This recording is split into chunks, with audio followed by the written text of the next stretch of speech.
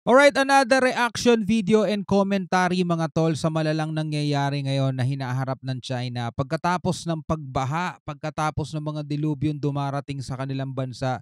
Eto naman ngayon, isang malaking buhawi mga tol ang bumayo no sa China. Talagang sunod-sunod ang kalamidad mga tol. 'Di ba siguro dahil na rin to sa pagpapabaya ng mga tao. Wala naman tayong ibang sisisihin mga tol, eh. Tayong mga taong inilagay dito sa mundo, tayo rin naman kasi ang pangunahing dahilan kung bakit nangyayari 'to sa atin, 'di ba? Yan ay ganti ng kalikasan. Well, anyway, itong videong panonoorin natin mula 'to kay John Reps, mga kapatid. Huwag mo kalimutan mag-subscribe sa kanyang YouTube channel. Nakalagay po ang link sa ibaba. At kung bago ka pa lamang dito at trip mo yung mga ganitong klaseng reaction video and commentary, sa mga ganitong mga pangyayari mga kapatid. Huwag mo kalimutan mag-subscribe. Click mo na rin ang notification bell para ma-notify ka pag may mga bago tayong ganito. Alright, so wag na natin patagalin pa. Panoorin na natin to mga tol. Matapos ang matinding pagbaha sa mga syudad ng China.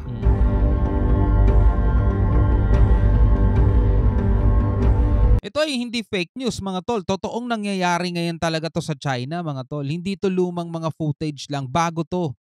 'Di ba? Kasi nga sabi dun sa report sa sobrang dami ng building mga tol, sa dami ng mga infrastructure na ipinapatayo, bumibigat ang lupa mga tol. At kaya nagkakaroon ng mga malalaking sinkhole.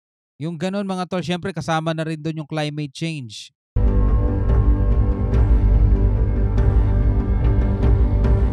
At pagguho ng mga lupa,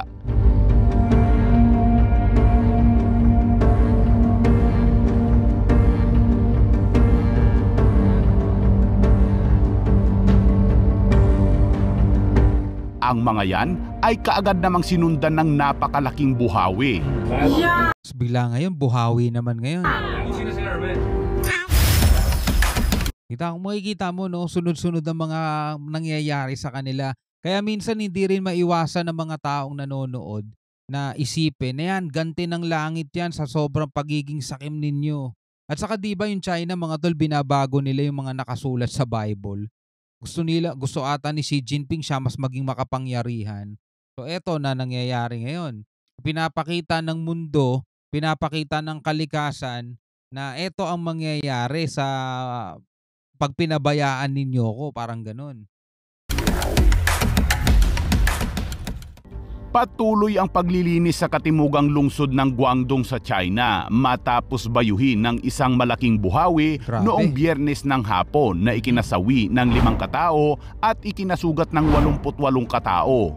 Sa mga video na inilathala ng state media ay nagpakita ng lawak ng pagkawasak matapos ang buhawi ay dumaan sa ilang komunidad sa Guangdong at Jiangsu sa panahon ng isang bagyo. Base sa mga inilabas na actual footage ay makikita ang pagkawasak ng ilang kumpol ng mga gusali na nakatayo, bumunot ng mga puno, winasak ang mga sasakyan at inubos ang mga metal sheet sa bubong ng mga kabahayan at gusali. Ayon sa mga Di pa tapos no? Talagang after bumaha, after na umiiyak na nga yung mga Chinese mga tol dahil sa sobrang hirap nung ganyan. Naalala ninyo yung Undoy dito? O naalala ninyo yung Yolanda na nalalanta rin sa bandang Leyte ba yun? Diba? Grabe din yun mga tol, diba? O eto, kitang-kita nyo naman. Opisyal ng China, nasa estimated 2,820 na bahay ang sinira ng buhawi. Sa kabuuan ay may lawak ng pinsala na nasa 24,645 hectares. Dala ng galit nating mga Pilipino sa China, may ibang mga natutuwa sa nangyari pero hindi naman lahat ng China ay masasama.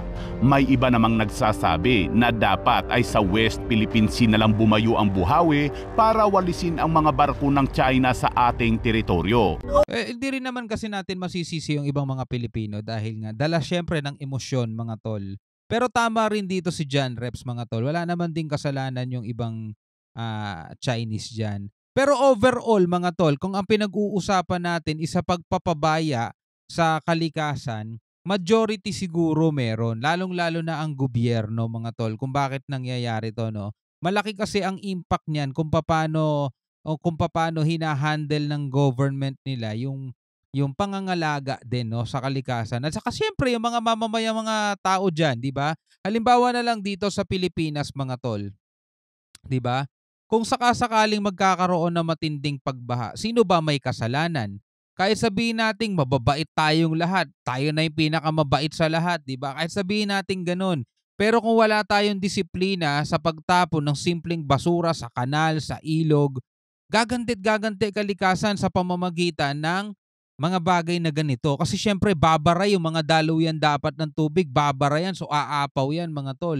Ang resulta, ano yan, baha. Kaya nga yung sinabing basurang tinapon mo babalik sa'yo, di ba? Pagdating naman dito sa mga ganitong klaseng buhawi, siyempre dala rin yan ng climate change, di ba?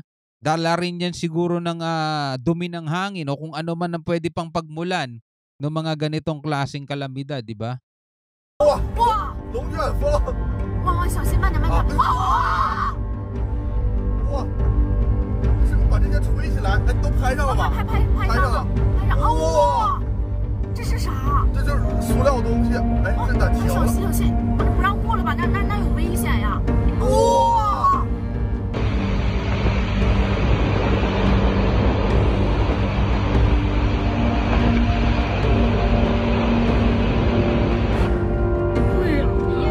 Kitang-kita mo talaga yung pananalasa, no? Malaking ipo-ipo to, malaking buhawi, mga tol. Kung dito dadahan yan sa Pilipinas, liparan talaga mga bahay dito, mga yero at mga light materials, lalo na pag sa squatters area dumaan, ay naku po.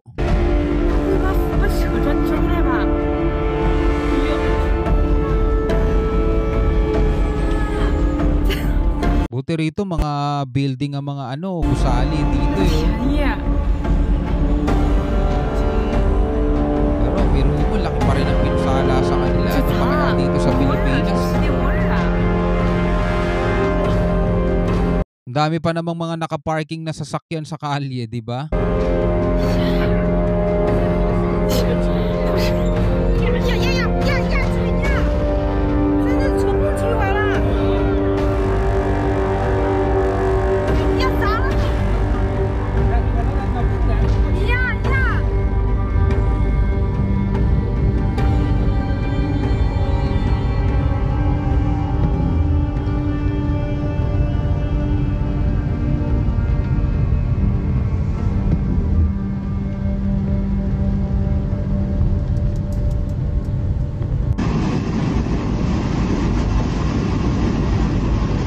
Pero mo napanood mo yung yung mga nangyayari nitong nakaraan sa China, 'di ba?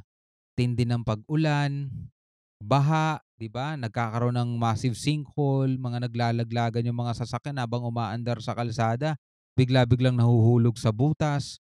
Tapos ngayon naman binabayo sila ng buhawi. Grabe ano nangyayari sa China ngayon.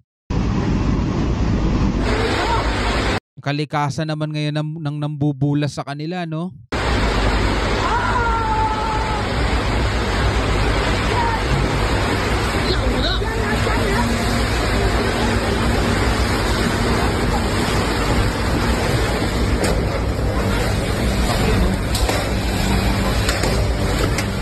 Mag-vlog kasi. Pagtuloy, di nyo na isara yung maigi yung pinto. Papalag pa kayo eh.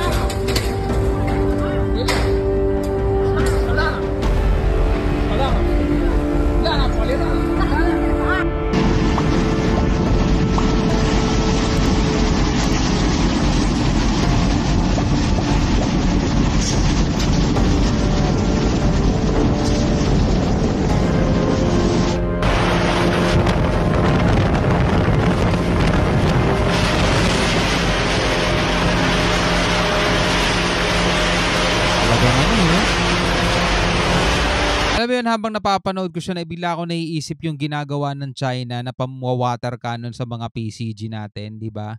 Di ba halos matanggalin yung mga bubong nun saka mabasag yung mga salamin. No, eto naman no, ang parang tayong iginaganti ng kalikasan. Alam nyo, mali mang isipin, mga tol. Mali, oo, mali. Maling isipin. Pero parang ganun no, parang iginaganti ka ng kalikasan. Well, hindi laman lahat ng Chinese, mga tol, gusto rin yung ginagawa ng kanilang gobyerno. Yung iba doon talagang hindi rin sang-ayon. Tutol din sila sa ginagawang pambubulas ng kanilang gobyerno. Pero para doon sa mga nagko-comment at parang natutuwa pa sila, mga tol, siguro ganun din yung naiisip nila na wag na tayo magbait-baitan, mga tol. Wag na tayo 'Wag na tayong magpakahipokrito. Minsan maiisip mo rin na parang ayan, ginaganti na kami ng kalikasan 'no. Pero alam naman natin 'no, nangyayari din 'yan dito sa Pilipinas mga tol. Dahil nga sa kapabayaan din nating mga tao, 'di ba? Siguro hindi lang tayo mga Pilipino, Chinese o American o lahat 'no. Kapag hindi talaga nating iningatan ng ating kalikasan, hindi natin siya inalagaan, hindi natin siya halaga dahil mas inuuna natin yung mga perang puwede nating kitain. Halimbawa sa pagpapatayo ng maraming pabrika, sa pagtatapon ng mga wastewater sa mga ilog at sa mga dagat, 'di ba? Ang balik kasi nun mga tol, tayo rin ang mahihirapan, eh. Tayo rin ang mamomroblema pagdating ng panahon, eh, 'di ba? Ikaw bilang isang Pilipino, ano ang masasabi mo dito sa mga videong 'to, sa mga footage na 'to na napanood natin? Puwede kang magbigay ng iyong reaksyon at commentary. Puwede mong i-comment 'yan sa ibaba. Hanggang sa muli, ako nga pala si Showbal D. Peace out.